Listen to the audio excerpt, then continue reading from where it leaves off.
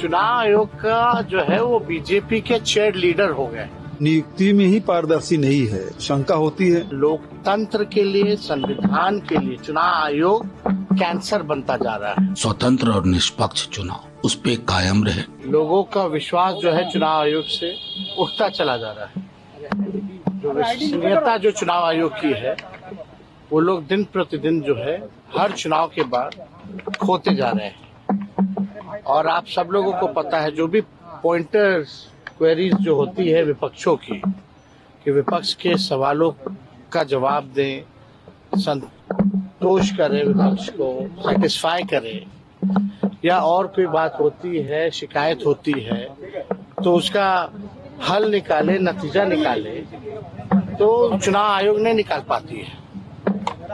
आप देखिएगा पूरी तरीके से जब मैच होता है तो दो टीमों के बीच में मैच होता है, उसमें अंपायर भी होते हैं, दर्शक भी होते हैं, खिलाड़ी भी होते हैं, और खास तौर पे चीयर लीडर्स होती है आजकल। तो अब चुनाव आयोग का जो है वो बीजेपी के चीयर लीडर हो गए, दर्शक भी नहीं बन गए।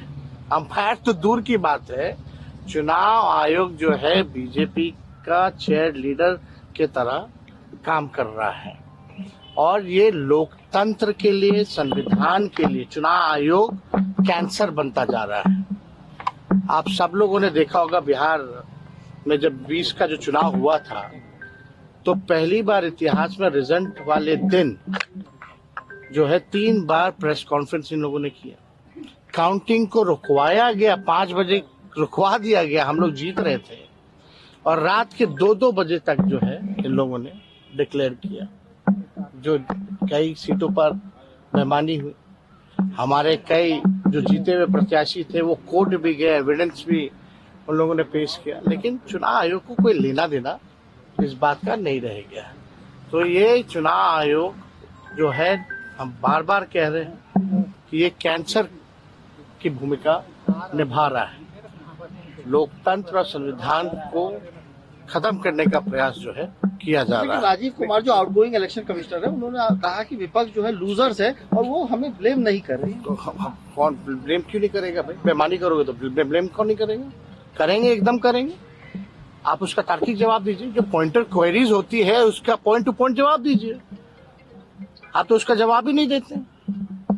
तो कोई भी बने हैं नहीं बने, जो बने हैं, हम चाहेंगे कि संविधान, नियम, कायदा से चलें, ना कि कोई पार्टी का चीयर लीडर या पार्टी का सेल बन करके काम करें। तो ये काम होना चाहिए। पटना में और जब हम लोगों की सरकार कभी भी जब बनेगी केंद्र में, तो हम लोग जीतने के बाद जो है ईवीएम को खत्म करेंगे। जो खबरें आ रही हैं 3 सदस्यों की जो कमेटी, माननीय प्रधानमंत्री जी, माननीय गृह मंत्री जी और माननीय नेता प्रतिपक्ष, इस कमेटी के खिलाफ भी सुप्रीम कोर्ट में है, क्योंकि पहले चीफ जस्टिस की भूमिका होती थी। जाहिर तौर पर पूरा का पूरा एग्जीक्यूटिव नियंत्रण इलेक्शन कमीशन जैसी चीजों को, एग्जीक्यूटिव को चुनने के लिए जिसका काम है चुनाव आयोग का, ये असहज करता है लोकतंत्र के मिजाज के अनुरूप पारदर्शी लोकतंत्र। बहरहाल अब ज्ञानेश जी आए हैं, एक विवेक जी आए हैं, उनसे उम्मीद होगी कि आर्टिकल 324 के तहत जो मनोभावना थी संविधान बनाने वालों की कि स्वतंत्र और निष्पक्ष चुनाव और लेवल प्लेइंग फील्ड, उस पे कायम रहे। और शेर व शायरी अगर सुनाए भी तो थोड़ा वजनी सुनाए, हल्की चीजें नहीं। देखिए, निर्वाचन आयोग के में जो भी चेयरमैन रहे उसको निष्पक्ष होना पड़ता है, और नियुक्ति में ही पारदर्शी नहीं है, शंका होती है। सुप्रीम कोर्ट ने खुद ही कहा था कि इसमें एक सत्ता पक्ष से, एक विपक्ष से और एक सुप्रीम कोर्ट का चीफ जस्टिस, लेकिन उसको कानून बना के बदल दिया गया और सुप्रीम कोर्ट में मामला अभी भी लंबित है। ऐसे में आनन फानन नियुक्ति करना, और राहुल जी ने पहले ही लोकसभा में कहा कि 2-1 से फैसला होगा, तो क्या होगा वो सबको पता है ना। तो ये केवल फॉर्मेलिटी भर है। तो ये सरकार जो है कि ऐसे संस्थाओं को भी में भी राजनीति कर रहे हैं। और उसका उदाहरण भी देखने को मिला है कि अभी जितने चुनाव हुए हैं, चुनाव आयोग निष्पक्ष रहा नहीं है। और सवालिया निशान तो तब और बड़ा लग जाता है जब निर्वाचन आयोग को यूएस एड मिलता है।